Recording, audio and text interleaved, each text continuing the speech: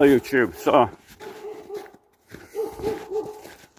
off for a night walk to the shops. It's a fair old walk. It's about 3 kilometres. So I thought I'd bring Wolfdog with me and live stream it. I don't intend to go to shops today, but come on, Jackie. But I am. So here I go. It's a good old way down here, and but it's not cold out. I've not got heavy coat on today. I've only got light coat on, and global meltdown here, and whatever. So it's the snow is disappearing at a rapid rate now, and in fact, I think I can actually see some road starting to appear through there, through the snow. Yes, there is some dark snow, some dark road starting to appear through the ice. It's obviously where the cars have been going. This is actually a treacherous time for cars on these roads because they all get stuck basically in the sludge. When it's frozen, it's okay, but in this stuff, it's just horrible, and everybody gets stuck. And even with spikes on your tyres, studs in your tyres, you can still get stuck in it. You get these layers of snow and ice. When it becomes like this, it's just like being in mud. It's horrible, horrible weather. So it's one of them things. But not cold out tonight. I've only got a very light coat on, and hat and gloves, of course, but very light coat on.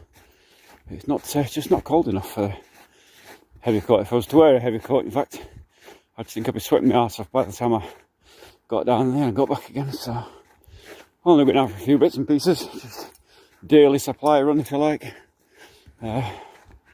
Don't do big shops. Tend to do daily supply runs. No real reason for it. It's just that.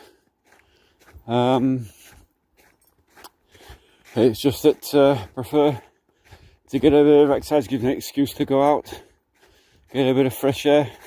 Although I should have gone. We actually made a huge soup up yesterday, and it spoiled. We didn't put it in the fridge, and so it's spoiled. So really got to go and get some more stuff and make another soup up and whatever. So that's where I'm going to now, and whatever. So that's what I'm doing. Going to fetch some cheese and kielbasa and another chicken Mark II, and whatever. That's the plan. Maybe I'll fetch something else. I don't know yet. Let's see what I can come up with there. Down at the shops. See what's down there. Don't know what I fancy really. Chicken is a kind of staple diet here for us because it's cheap and it's easy to cook, and you can turn it into soups. Basically, you cut the breasts off and use them for other things, and the carcass of the chicken, the wings and all the rest of it, the body, all goes into soup. So it's quite the way it's done in Russia. You make a borscht, which is usually chicken. Funny enough, Ukrainian borscht is what we make, or my wife makes, and rather than the Russian borscht. And it's basically chicken with kapusta, cabbage, and carrots, and sviklo, which is beetroot, what else? Onion, look, and some tomato puree or tomato pasta, or tomato pasta it's called here, but it's what it means is puree. Pasta is not what you would call pasta in English. That would be macaroni. So pasta here is like paste, if you like, so pasta rather than anything else. I see a dog down there, which I didn't want to meet. Come here, Jackie. Jackie, come here. Jackie, no. Jackie, Jackie, come here. He's seen it and he's going for it. So, don't want to meet another dog. So, not my plan, but he's spotted it and he's off. He's off like a shot. So we're going to investigate the other dog. So either have a massive fight or nothing, depending on the other dog. And if it's a dog that is aggressive, wolf dog, he will come running back, tail between legs, because he does not fighting dog at all. Wolves or wolf dogs will preserve themselves rather than risk an injury with a fight. So fighting is the last call. Only kind of only if they're bigger for one thing, or it's other territory or something. So he'll have a go at the other dog, my other dog, but only kind of dominance. There's nothing really serious in it. He's vanished now. Jackie, come here. Where you been? Come here. That's a good boy. Here he comes. Oh, no, come here, Jackie. Jackie, come here. Come here now. Come here. Grab him. Good boy. Good boy. So that's him anyway. Come here, Jackie. Come here. Stay with me. Stay with me. Stay with me. Come here, Jackie. I ain't got time to chase you around. So anyway, beautiful night out here today. Very, very bright looking. It's actually brighter on the screen than it is in real life, as always. And what have you. So, come here, Jackie. Jackie! Jackie! Come here! Come here now. Stop that. Grab him. That's put you on the lead. Come here. Grab him. Jackie! Grab him. Put you on the lead. And of course, dangerous when you're walking with a wolf dog that he is strong and he will pull you. And if you're on ice like this here, this is actually probably the worst place to walk in winter, but it is mushy, so it's okay. But in a few days, or if it gets cold overnight, this particular bit here will turn into a horrible sheet of ice, and it really is difficult to navigate, to walk on. It's super hard to walk on it actually, and it becomes dangerous. And the dog being misbehaved is not what I want, is it? Has been cleared, but the clearing just leaves really a thin layer, which when there's a thin layer, it then defrosts easier and leaves a water layer, and if it gets cold, the water layer underneath will freeze and leave water on top as it ices from below the cold ground, and then you get water and ice and it becomes ultra slippy. So one of the nuances of living in Russia, I suppose, whereas you have to do these things. You get used to it. You get used to doing the granny shuffle across the ice. They seem to have, the grannies have all perfected it. They don't walk with heels down. You sort of shuffle toes forward, and that then is much safer. Actually, this is starting to thaw out quite nicely, and the stones underfoot, which make it much safer. I'm very happy about that tonight. Not half as difficult it was. I'm going to have to tie him up to a place where I get down there. And the last time, if anybody followed my live stream, they know that I went in feet first into a hole in the ground, right where I was tying him. So at least I understand where it is now, so stay well away from that. Dangerous manhole cover missing down there, but I can avoid it. So anyway, whew, going at a fair old pace here, and what have you, shop closed at 10 I think, so plenty of time. It's only 8 something now, so we're okay. But it means I can't hang about and waste time with the dog. He has to be under control. I have to get him on the lead now in a minute once we come down to the main road. Otherwise he'll end up under a car. And that's really what I don't want. So, come here, Jackie. He knows what's coming anyway. He's close by now. So, to get him on the lead now. He'll stay on the lead. Come here, Jackie, come on. Come on. He'll stay on the lead until we come back. Come here, come here, come here. Jackie, come here. You know what's coming, don't you? Yes. So excuse me a moment while I just stick him on the lead. Because I can't have him running about down here. There we are. We're all leaded up.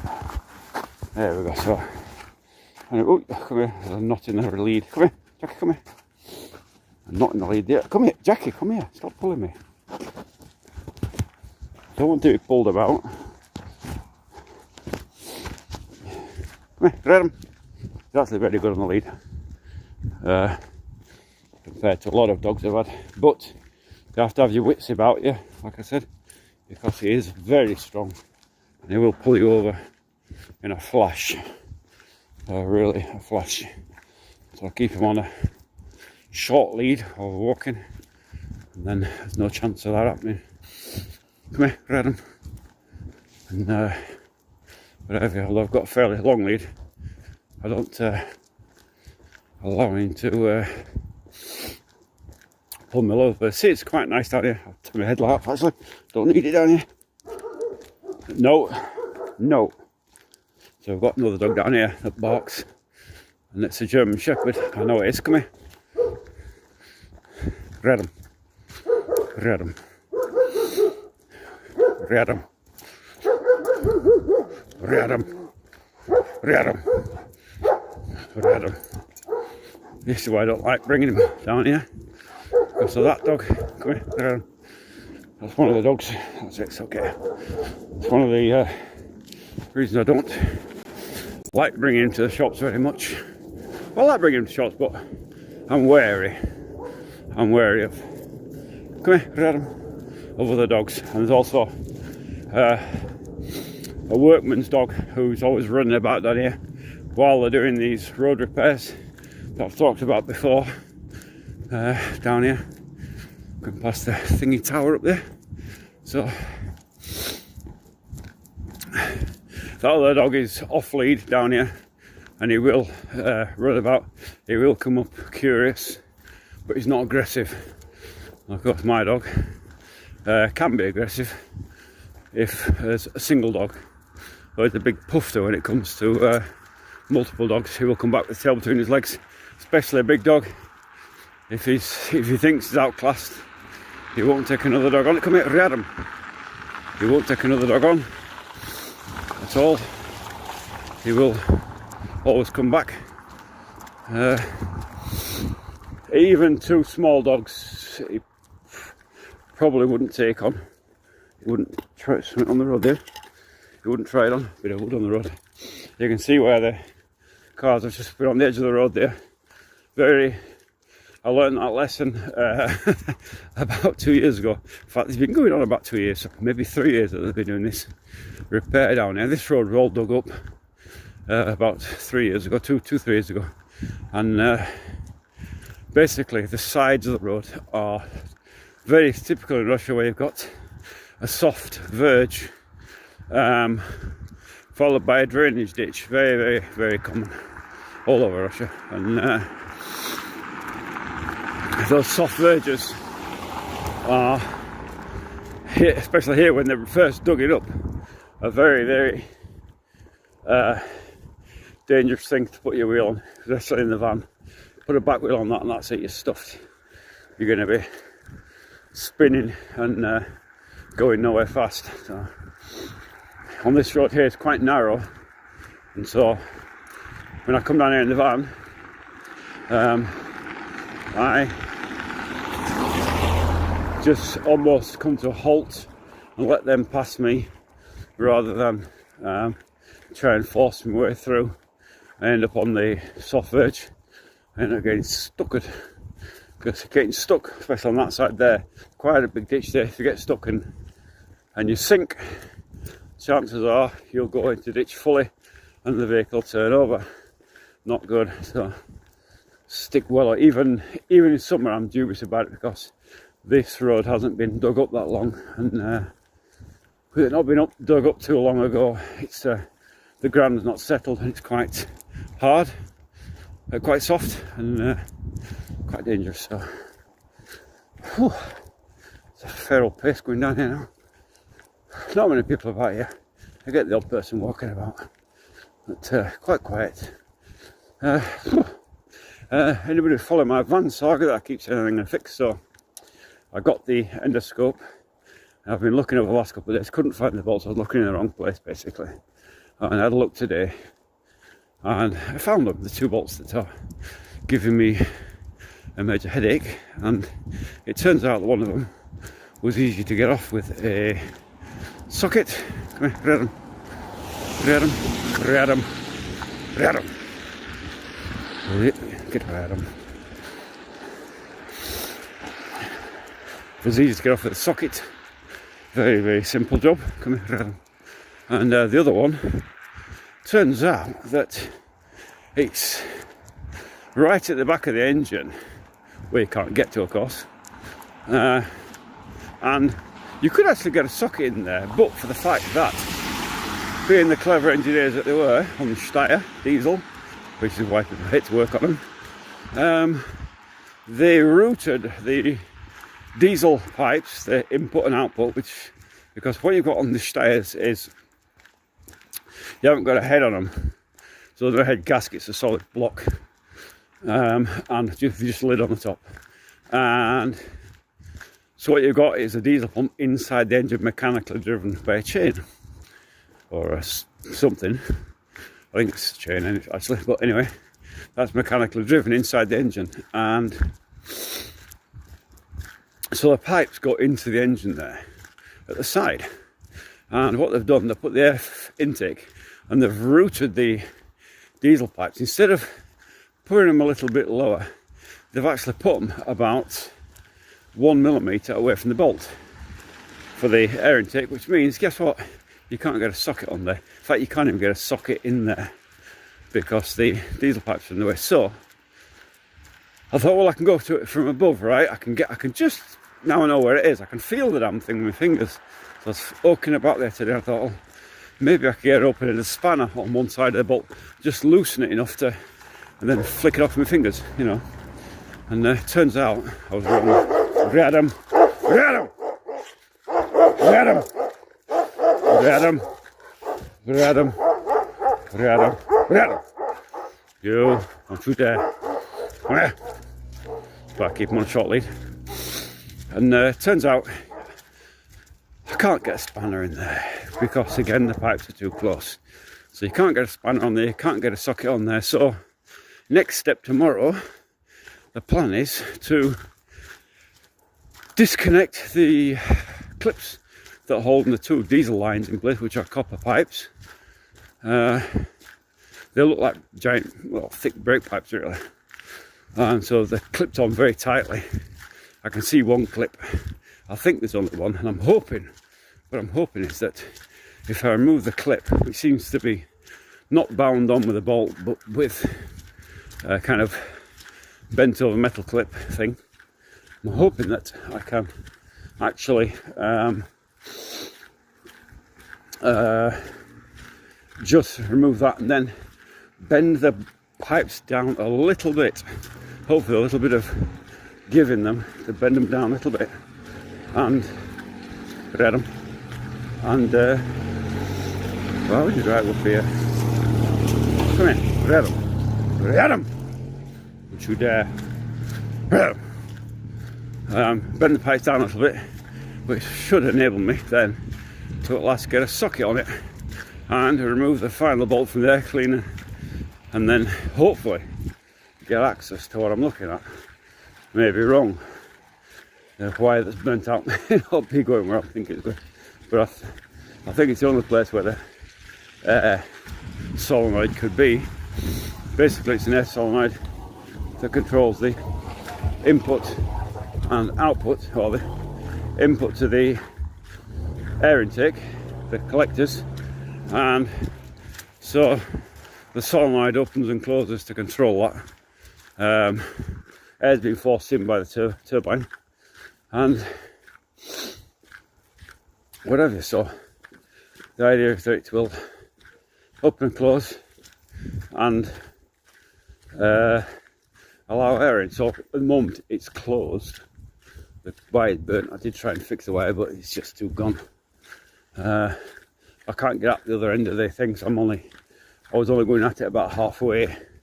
I can't see the other, I can't even see the actual solenoid, so it's a case of pulling off the air cleaner. What a pain in the butt it is. So I'll get that off tomorrow, hopefully. Last attempt tomorrow. Hopefully I'll get it off and then I can get at the solenoid and repair the thing, or order up a new one. And on these old Steyrs, I can imagine it's going to be fun trying to find one. A new one is horrendously expensive. We're talking in dollars, $400 for a new solenoid, which is ridiculous. A second-hand one might be able to find online, possibly from a breaker's yard or something, but we'll see. The engine is was quite popular in vans and in the Volga cars, which are a big car. They have diesels in them as well, same Steyr engine, and so maybe I'll be able to find one in a breaker's yard or something and pull it off. Actually, breaker's yards don't quite work the same way in England anyway. In England you go in with a spanner and take off the bits and then show them what you've got, and then they would then give you a price, right? That's what normally it works. And you fill your pockets with bulbs and fuses and bolts at the same time. That's the traditional way it works. And any tools you find, no cars, go into your toolbox, of course. And the way here it works is very different. You go, you tell them what you want, and if they go out on the shelf, fine. If not, they will take it off for you and bring it to you. No guarantees it's going to work, but that's the way it does. They'll do it, so quite different. Almost at the shops now. So yeah, that's how it is in Russia with the solenoids, and hopefully I'll be able to get it off and fix the damn thing. It's only a little wire that's burnt, so hopefully it's not a sealed unit. I mean, if it's anything like anything Soviet era, 90s, or early Russian Federation 90s, if it's anything like anything else that's built here, there'll be no seals on it. It'll be fixable, but remains to be seen. If it's come from Austria, which where the engines come from, then who knows. But from where I can see, the engine is relicensed here as a Gaz 560 rather than a Steyr diesel. So they're obviously manufactured here under license, and so who knows what they've used on that. Could be anything. But from cables, all the rest of the cables in the van, the connectors are all open. There is no sealed in connectors, and consequently they get water in them, and they go all manky and erode, corrosion. Come here. Read them.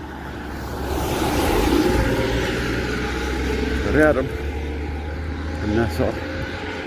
So anyway, that's the plan, to get it off tomorrow.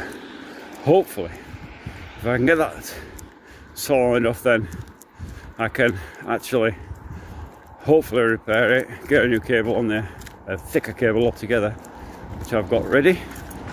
And if that works, and also to actually put the cables back on the heater plugs, the glow plugs, which I accidentally pulled in trying to repair it, and popped them off, and guess what?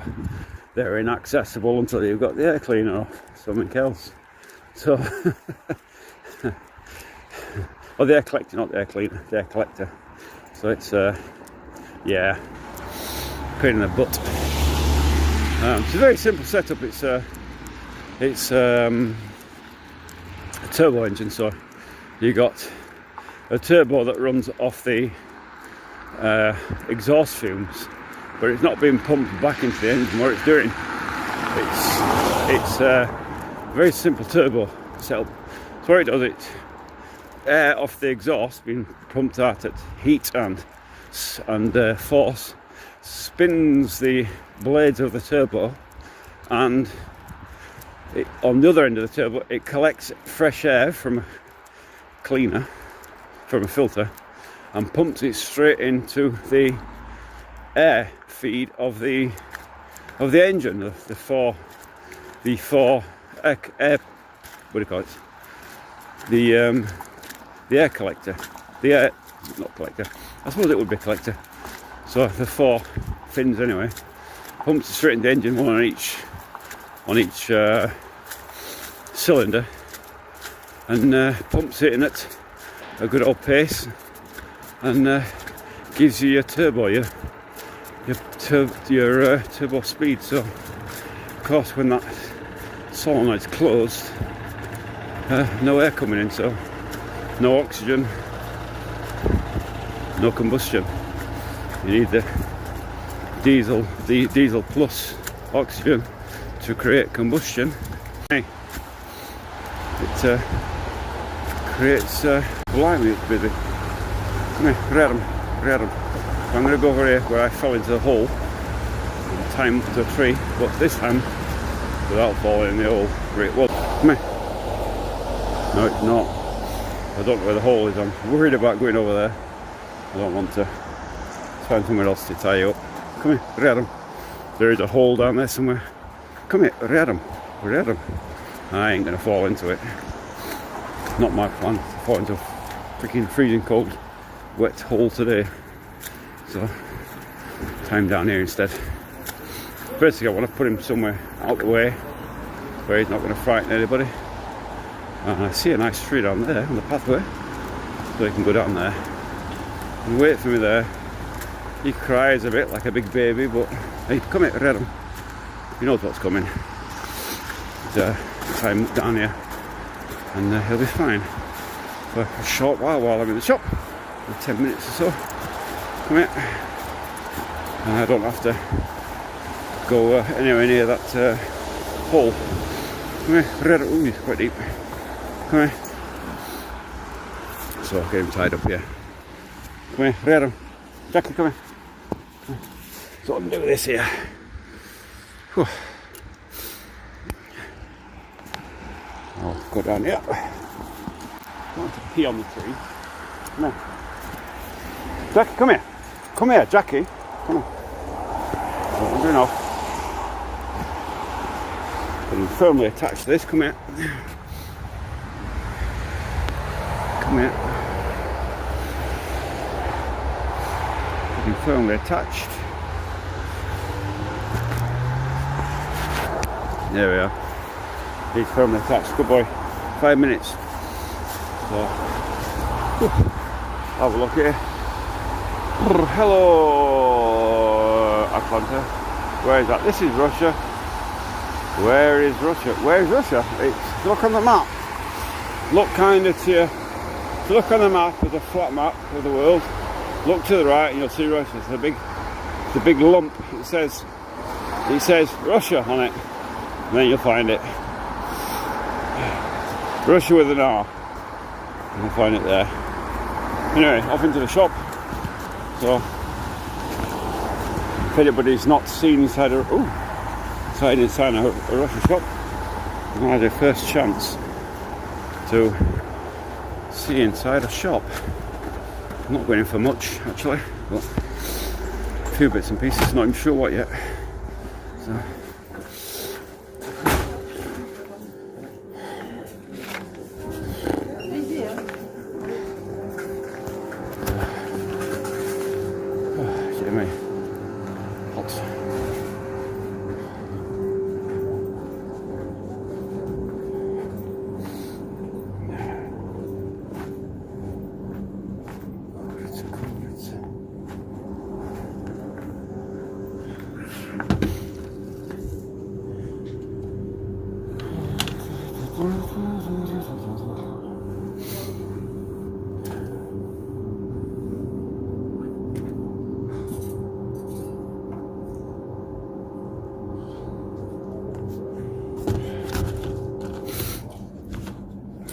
chicken.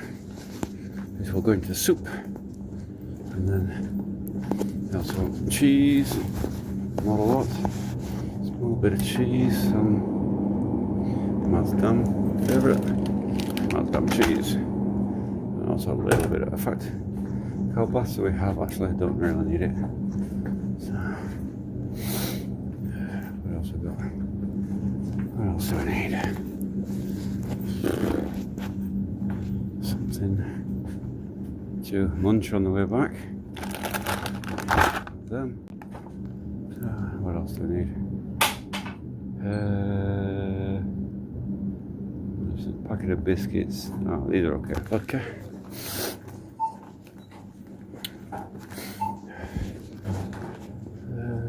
I'm not going to bother. Not sure.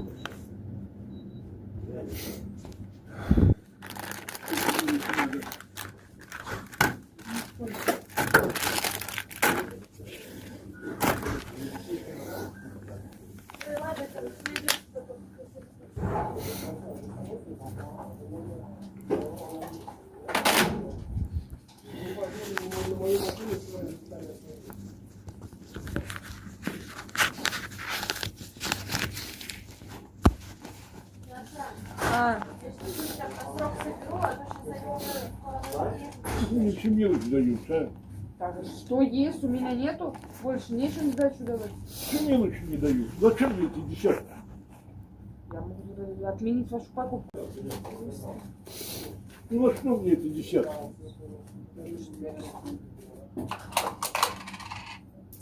Я могу по 2 рубля дать.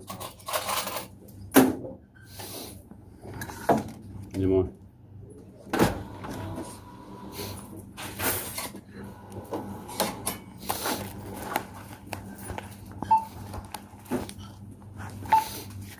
Раз, два, три, четыре, пять, шесть,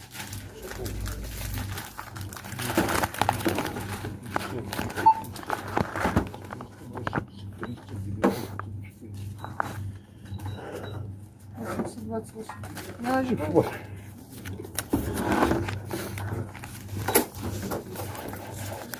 Оля, а есть сотни размер?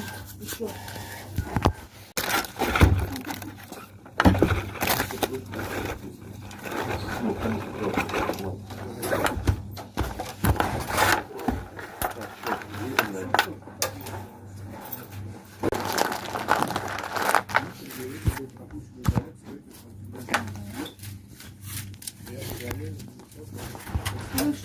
Спасибо. Воздуха, вода?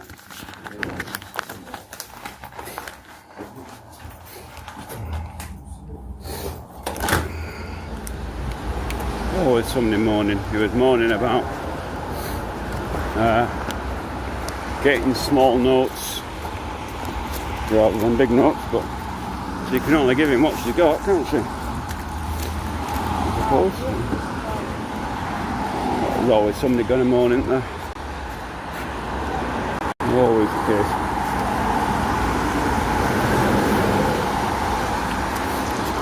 You get dog. Let's go and get dog. Come on then, dog. Pet that dog. Oh, somebody's broken down over there. And then it's back again.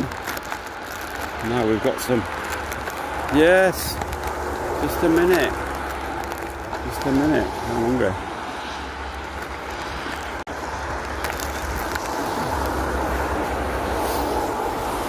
Good boy. Come here. Don't be jumping up on his arm. Come here, going back on the lead. You can't go up. Come here.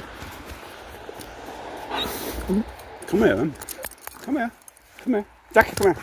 You can't go wandering around with that lead, mate. I'm not down here. Too many cars. Come here. I've got him. You're all leaded up. I've got you. No escape now, is there? Hey. So. Come here. Don't be pulling me. Stay away from that bloody hole down there. Come here. Look at him. Mighty lot of water down here. So here, get my glove on. I'm ready for the journey back. And What have you? Come here, Jackie. You might drop my glove, Jackie, there's a bit of trouble. Come here. Ready? So anyway, on the way back, very simple trip to the shop. Not much to see. Done these live streams before, walking to the shop, but normally in the daytime. But, oh, yeah.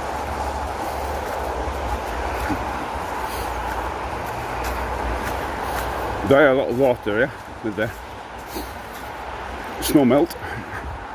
Come here, Adam. Can you bloody pull me, buggerlugs? Come here. Don't pull me. Don't pull. I'll bloody pull you back. Come here. Adam. Adam. Hopefully, if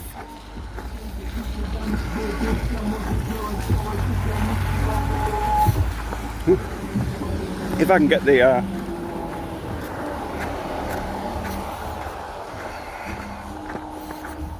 van going,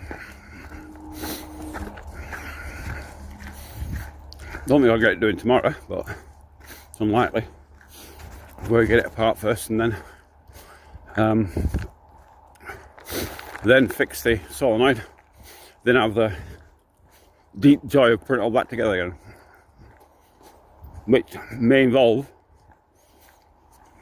sneaker leaving the fourth bolt off. It's so difficult to get off. We'll see. Don't really want to leave it off, it'll won't get air as good, but we'll see what happens.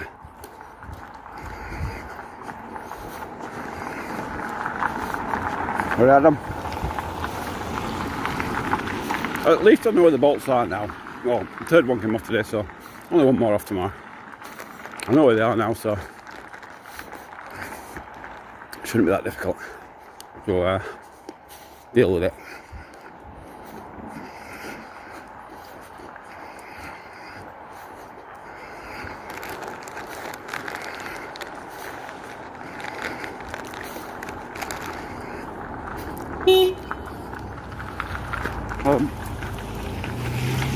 Dickhead.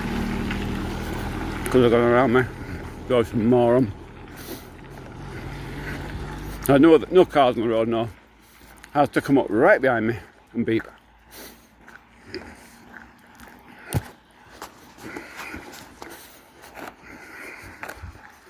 There's always some moron, isn't there? Probably moron who will go the wrong way up the one-way street there. Wouldn't surprise me.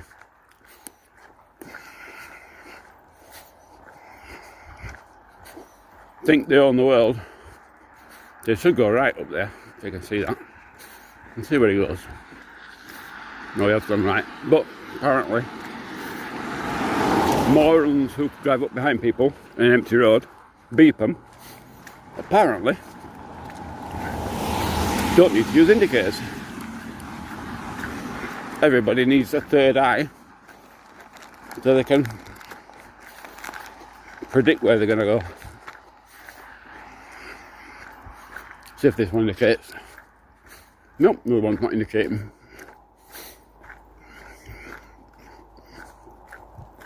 Actually, it's not common for people to not use indicators in Russia. It's quite an uncommon thing to see. I guess here, this is not really a turn. And it is a dead end. Come on. It is a dead end ahead, so really, you could argue that don't need to indicate. Come on. But Adam, tell you what, I'm ready for a cup of tea when I get back. Adam, I think it's a Mini. Maybe it's not. There's no lot there. Bit of a relic, you don't see often these days. Come on. Getting to be a bit of a collector's piece. These old larders, old Soviet era larders.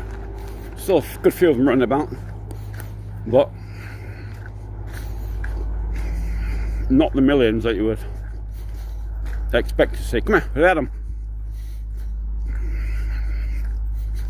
And especially in St. Petersburg in the town centre, it's kind of rare to see the old larders now. Rural areas like this, yeah, you'll see more of them, but not that many. Not like it was 15 years ago. There was a lot more now, with different come on, different government programs to replace older cars. There's all kinds of schemes going on and whatever. And of course, the influx of credit and cheap Chinese cars. The larder is finishing up. Come here. What amazes me is that Jackie, come here. Look at them. Come here. Come here. Come here. You ignore me. Why there's so many cars coming up here, I do not know. A lot of them come up here and then take a left at the top thinking that they're going to beat the traffic on the main road, but in actual fact I've experimented with this and it's quicker and easier just to sit on the main road in the traffic for a few minutes than it is to come trekking all the way up here through all this mud and whatever. You don't know if we're all doing that, but a good lot of them are. This is a bit nuts out. A new build, a very square house looking with a flat roof. Come on.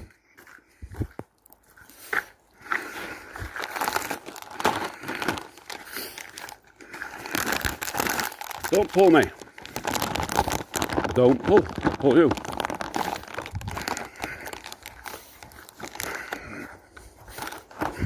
Come. Come. So, yeah, quite nice tonight. Plus about 6 degrees. And nice. Although, in St. Petersburg, what I was told is that it was designed that for airflow, to get rid of fog from the sea that surrounds it and the swampland that surrounds it. So come here, ride them. And so what you get is a horrendously windy city. And even a slight, why are they coming up and down here? I have no idea. Even in a slight breeze, come here, ride them. Even in a slight breeze in St. Petersburg, it feels like a gale force. So if I ever go to the city, then I come back here and I'm like, oh, where's the wind? And here, there's almost nothing compared to the city. So, one of the phenomena of St. Petersburg.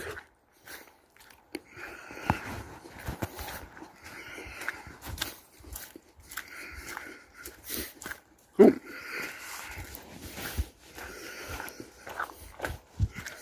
Get my glove on. Right that way. Ooh. I haven't got my glasses with me, so sorry I can't see. But, so I'll stop here and have a quick read. Come here, get them. Come here. Let the cars get past. Oh, hello, Blighty. Where is this? This Russia? Where is this Russia? Good evening, boss. Good evening. Come here. Get him. Don't you pull me. Get him.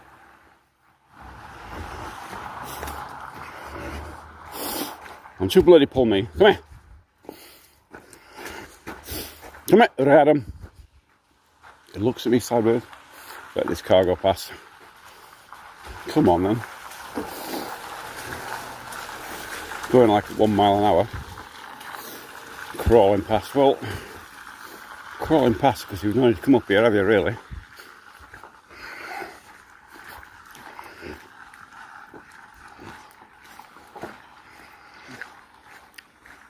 No reason for.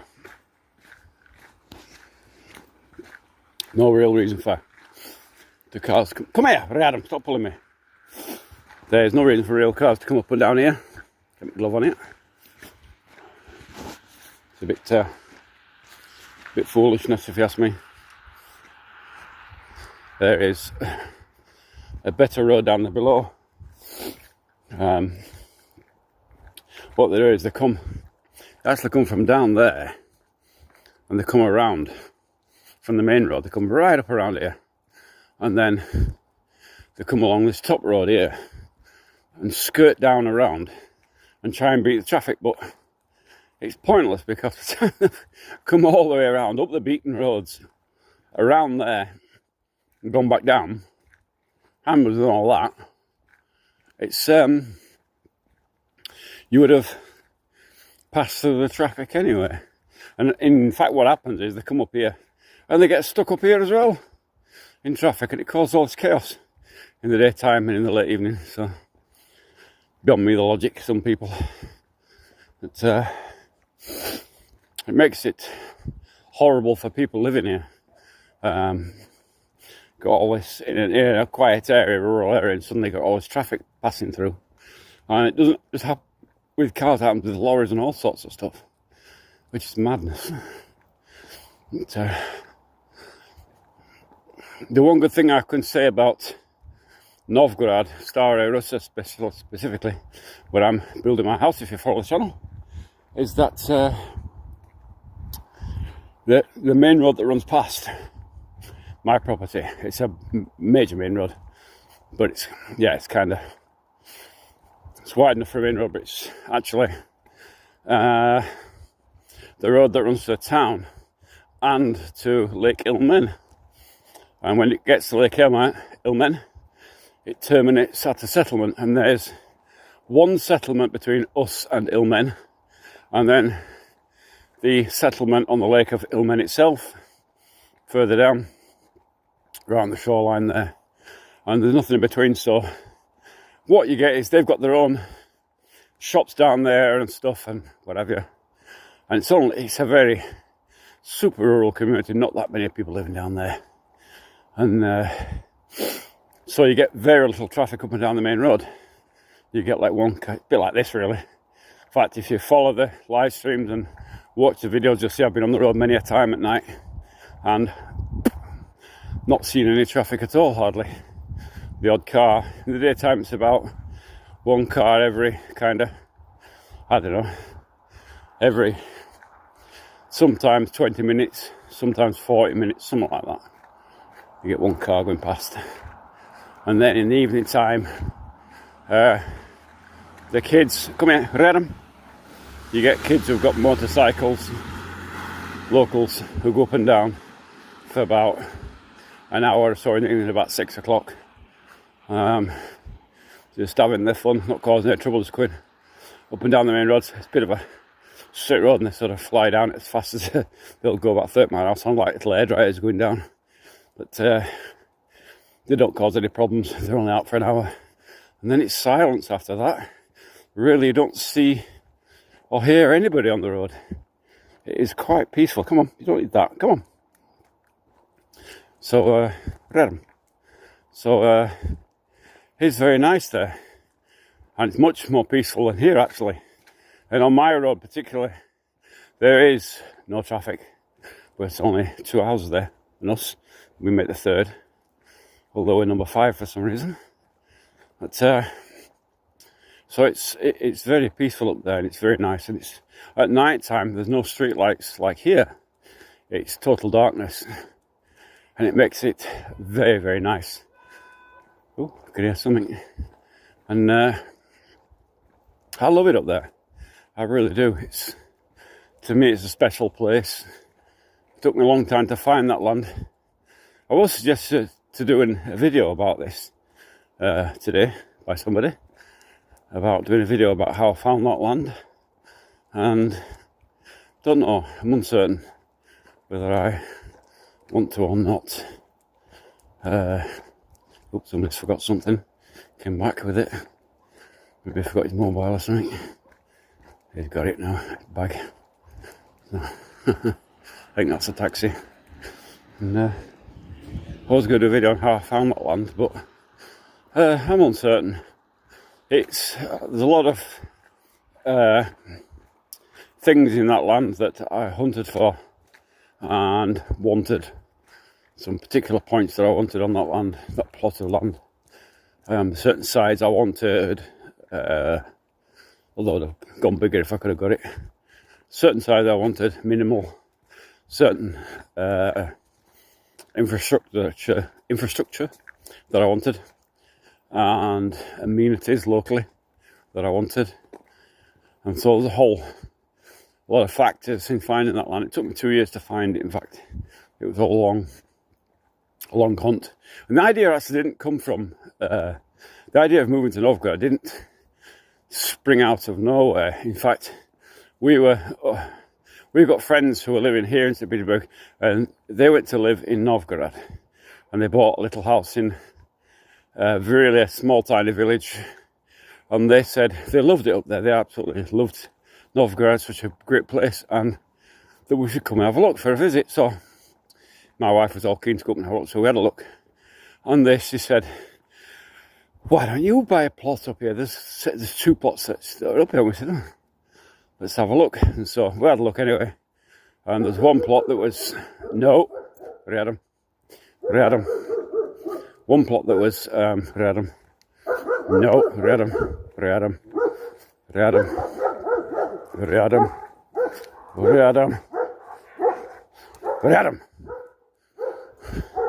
Well, one plot that was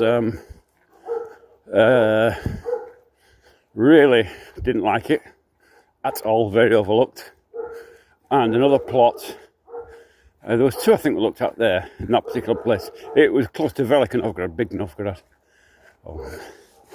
And didn't like any of them really. So we came back to St. Petersburg and I started looking again. Now that I had the idea of going there firmly planted in my head, I realised that the forest we live in here in St. Petersburg is disappearing, and that had a big effect on me. We bought this land particularly because it was in a forest, although it's promised infrastructure that never occurred, never will occur probably. Well, we've got electric now. We got it primarily for its location close to cities, or amenities and infrastructure. Come on. And the forest itself, which was nice. Come here, I can let him off now. Come here. Jackie Chan, come here. Come here. Come here, let me let you off. Let me let you off. Come here. Come here. Go on then. I'll let him off now. Whew. So we looked at the infrastructure there in Novgorod and what have you, and I couldn't find. Get this lead attached to me. We'll lose the thing. Put my light on it. Here we are. And I started looking at plots around there. What I didn't like around there was the fact there was very little infrastructure in where they're living. There's a mobile shop that comes and what have you, but it's quiet, yeah, fair enough. But didn't like it. It's just too. It's close to Velika Novgorod, but I can't explain it. It's just too remote. Neighbours said that the apple trees were attacked by a bear. Bear came to the garden and stole the apples. And I thought, you know what? I don't live in a place where there's that much of a risk of bears. It's not my thing at all. It's, there's a risk and there's a risk, and no, I don't want that. Don't want to be going out in your garden meeting a bear. So not fun. So I started looking all around Novgorod actually, and I'd actually done a few foundations up there, so I kind of had an idea about it. But I was looking around anyway, basically looking for cheap plots, basically. Something I could buy that would be cheap and that we could get on with, eventually. And get on with building without breaking the bank. And I was looking around and I found the town of Stare Russa, and I thought, what's there? Little dot on the map. And I started investigating it, and I thought, I saw several plots around there, and I thought, that looks interesting. And I investigated the town.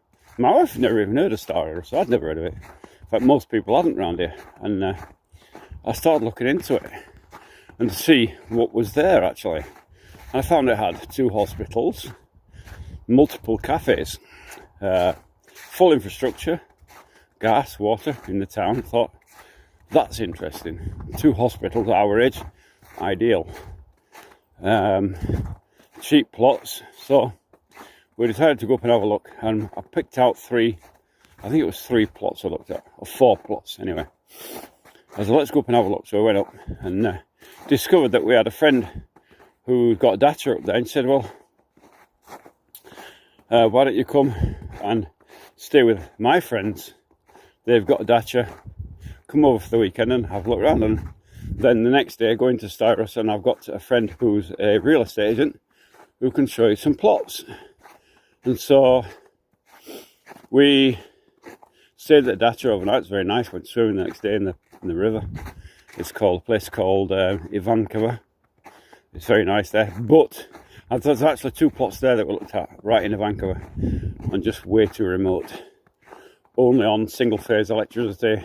No internet, no water, no gas. I thought, nah, that's not for me. No shops, nothing. I thought, what happens in winter when the snow comes? Nobody's going to clear the road, just going to be stuck there. Nah, not fun at all. It's another winter survival story. I thought, you know, you're going from one partly off-grid house to another worse place. I thought, nah, that's not for me at all. And we turned those down almost. Hardly looked at them. We looked and went, nah. My wife was keen. She's always back to the river and all that. I thought, you know what? The river's okay, but you can only swim in it for about 2 months of the year. That's it. You know, it's not something you can use all the time. So I turned those down. So I went looking further on to there's another 4 plots I had in mind. Or even 5 plots. I don't know how many plots. Plenty of them anyway. Now, Jackie, come on. We're going up the other way. Going past the banya. Yeah. Come on, this way, Jackie. Come on. We're not going that way. So, that's a thingy, by the way. So, next day, I think it was the next day, another friend showed us a plot right in the centre of the town. Come, Jackie, this way. It's slippery up here, I've got to be careful. We were out clearing this yesterday. I showed it on the thing. And now it's all slippery. Be careful. Come on, Jackie. This way, come on. Go this way. Good boy. Yeah, we're going this way. Come on then. Come on then. You're a good boy. So, the friend showed us the one in the centre of town. And it had everything. It had gas, it had water, but it was only, it even had a hut on there already that was ready to move into, basically. And I thought, no. My wife liked it. I thought, no, I didn't like it. Just something about it I didn't like. It was overlooked by other properties. It was just surrounded by the properties, no forest. I thought, nah, not for me. So we went and looked at the first one that I'd picked, and we looked at it. This is the one that we actually bought. We looked at it, and my wife, we turned around and said, no, I'm not having anything to do. It was completely overgrown. Couldn't see the plot of land. No, I'm not touching it. Let's get out of here. She had a big hump on. And so we turned around. I went to knock on another one, and there was one. Another one we went to look at, and it was a plot that was near in town, and it was, I could smell the smell. I thought, what is that smell from here? it turns out there's a asphalt fabrica factory close by, and plant, and the stink from it. I thought, yeah, the plot was overgrown, it was waterlogged, and there was an old derelict on there, and I thought, yeah, just to clear that land off would be a nightmare. And then you've got the waterlog problem, then you've got this stinking ash. Nah, but it took us about a whole 2 minutes to look at it and walk away. And then there was another one further out, and I said, instead of looking at the further ones, let's go back to that original plot and have a look at that again. And she was dead against it. I said, come on, let's go have a look at it again. So we went and had another look at it, and we met the neighbour, actually, who came out and said hello and told us about it. And I said, you know what, I like this one, I like it. Let me get onto the land through the bushes and have a look on it. And got through the bushes and I could see it wasn't wet. And I thought, well, you know what, I said to Elena, let's ask the owner if we can clear a bit of the land, just a tiny piece, just to see what the land is like. And cleared about, I don't know, about a 10 metre wide piece of land by about 3 metres wide, just so we can get on the edge of the land. And I said, this is dry, there's no problem here. Let's think about this. So anyway, we came away, I think, and then we came back again, and we said to the owner, right, I said, I'm buying this. And our wife was dead against it. She said, oh, there's nothing here, there's nothing in the town, there's only alcoholics and druggies and nothing in these rural towns, nothing here. And so anyway, I put my foot down, bought it, went with my gut instinct and bought it. 100,000 rubles, $1,000, £1,000, and it turned out to be the best decision probably I've ever made in my life. It took me 10 days to clear the land off, and once we cleared it, we found the German anti-tank trench there, or anti-tank ditch that was there. We've got that filled in and levelled off, and look at it now. If you look at the videos, look at it now, it's gorgeous. And it really was a leap of faith in that buying that plot of land. And I can honestly say I love that place now. My wife loves it. It's got beautiful trees on it, surrounded by forest. And if you look, I did on some of the live streams or videos, I did clear part of the forest behind the house, one for a fire hazard, and also to keep mosquitoes down. And it's just absolutely gorgeous, absolutely. There's another bit to clear of the forest off, and I'm going to do that this year for sure. There's only a small piece to clear, then we've got the whole back end of the forest. There's actually a second German anti-tank ditch at the back, and we're going to use that basically as a fire break in the forest, so it makes a convenient fire break for safety wise. And just not to chop the trees down anyway, but just to clear the undergrowth and the rubbish away, which I was doing last year. And I think I'll have it done in no time at all. It'll be just a beautiful piece of forestry. Really, aspen trees is the thing. I've identified them as now. They were Acina. It turns out Acina is aspen. I didn't realise. And silver birch and some cracked birch. We've got one cracked birch on our, not cracked birch, cracked willow, sorry, my mistake, cracked willow. It's called Eva in Russian, and that's right in our plot. You've seen that, it's beautiful in the summer when all the leaves are out, and it kind of, you sit under it and it drips on you, and it's just such a beautiful, peaceful place to be. And it's just a piece of paradise. And we've got the big silver birch, and there's a topple there as well. So there's quite a variety of trees on our land. We've got aspen, topple, willow, and silver birch on the land. And then we've already planted some pines, some yulki or Christmas trees, if you like. I've got one of those planted. There's one at the back that's a natural one. Hopefully get touched, and then I've cleared it away so it can grow easier. And then we've got another one here in St. Petersburg. Jackie, come on. There's another one there that we're going to take up this summer. It's going to be planted somewhere, not sure where yet. And we'll have two evergreens on the property. We'll probably put a few more as well. And then if we get a chance this year, maybe apple trees as well. But there is a lot of work to go on that. We've got to get a digger in again, probably a mini excavator. And that will be for the septic tank. The electric cable, which I'm going to bury under the ground. The gas also we put in as well. So it's quite a lot of... what have you got? What have you found? What did you find here? What is that? God knows. So there's a bit of work to go on the land yet before we can really start planting in a big way. But the plan is to have it partially forested like the rest of the land, like the forest behind us. And the little house will be in the forest. Will actually be in the forest, surrounded by forest. It's a beautiful plot of land, direct south, so you get full sun in the day. Rise up on the left, sunset on the right, and full sun straight in the window all day. And also the moon follows that path as well, so you get full moonlight straight in your window as well. Big window that I'm building. So it really is a beautiful plot of land. Well, I'm almost done. Thank you for joining me on this little trip. Little nighttime trip to the shops that wasn't really planned. But say hello to everybody. What's this? What's this about World War III? What's this? Good evening, boss. Countries are at war now. It's you guys ready for World War III? I think nobody will be World War III. Hi. Hey. How are we?